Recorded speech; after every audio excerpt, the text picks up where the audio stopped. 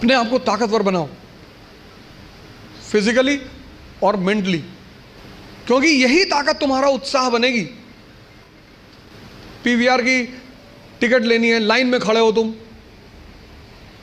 और तुम्हारी हाइट है 6 फीट और वेट है 250 kg, तो तुम लाइन में कभी नहीं जाओगे। ताकत है ना शरीर में, उत्साहित हो तुम, लाइन के आगे चले गए। तुमको पता कि अगर कोई झगड़ा करेगा सबको मारेंगे। मुझसे लोग पूछते हैं उत्साह कहां से आता है? शक्ति से। ये जो एंथुजियाज्म है, ये जो कॉन्फिडेंस है, ये ताकत का खेल है। अपनी पढ़ाई के साथ जिस चीज को तुम निगलेक्ट करते हो, जो निगलेक्ट करते हो, तुम उस पर ध्यान ही नहीं देते, वो चीज है तुम्हारी पर्सनैलिटी। पढ़ाई के साथ साथ जो इक्वली इंपॉर्टेंट चीज है वो है पर्सनैलिटी, तुम्हारी साइकोलॉजी, तुम्हारा सोचने का तरीका। सिर्फ किताब लेकर खड़े होने से बहुत बड़ी बात नहीं होती। सिर्फ वेपन लेकर खड़े, महाभारत के युद्ध में अर्जुन के रथ पे शिखंडी खड़ा हो जाता है, भीष्म पितामह इससे क्या लड़े? हथियार उसके भी हाथ में है, लेकिन वो मानते नहीं उसको। जीवन में एक और अहम बात है, वो है व्यक्तित्व। व्यक्तित्व का मतलब बदमाशी नहीं होता। कॉलर खड़ा कर लिया, 3 बटन खोल ली, चाबी नचाते हुए जा रहे, ये सब नहीं होता।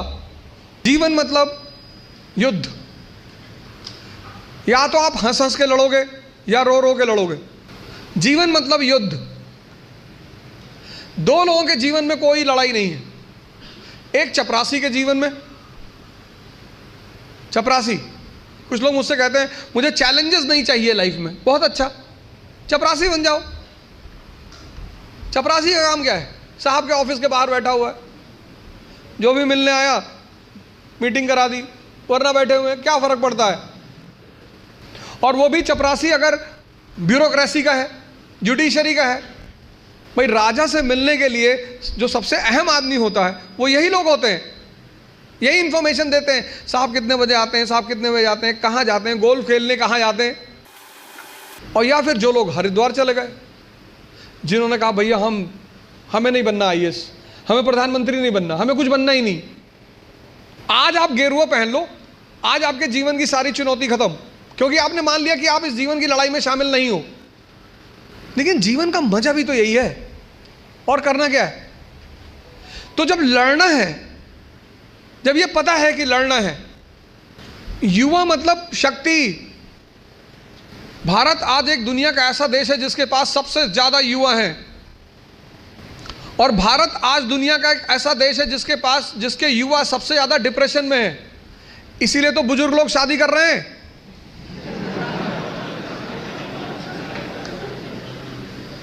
अरे नहीं, मैं नाम क्यों लूं किसी आदमी का? पर अखबार तो सारे लोग पढ़ते हैं ना। डिप्रेस आदमी से कौन शादी करेगा? और जीवन की लड़ाई में 2 ताकतें बहुत काम आएंगी, एक मन की और एक शरीर की। तुम जब भी ऊपर उठोगे तो ये ग्रेविटी तुम्हें नीचे खींचेगी ना। ऐसे समाज की ग्रेविटी है। हम जब आईएएस की तैयारी करने गए तो हमारे गांव में हर आदमी, मतलब एक साहब तो हंसना शुरू किया उन्होंने, और हंसते हंसते गिर गए वो। उन्होंने हमसे पूछा दिल्ली क्यों जा रहे हो?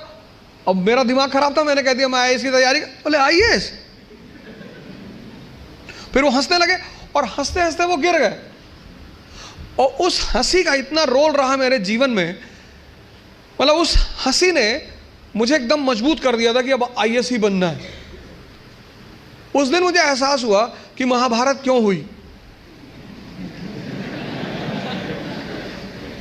आपको कोई डांट दे उतना बुरा नहीं लगता, आपको कोई भगा दे बुरा नहीं लगता। जब लोग हंसते हैं ना तब बहुत दर्द होता है।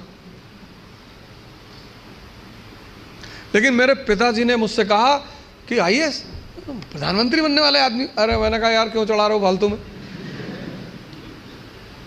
भगवान का आशीर्वाद से आज भी हमारे साथ हैं। और मैं अगर उनसे कोई भी बात कहता हूँ तो तुम्हारे लिए तो कल ही कर लोगे। तो मैंने कहा सोच रहा है हवाई जहाज खरीद लो। अरे ने कहा भैया जी लेने दो। लेकिन उन्हीं की वजह से मतलब आज जहाँ भी मैं हूँ उसमें सबसे ज़्यादा योगदान मेरे पिताजी का है।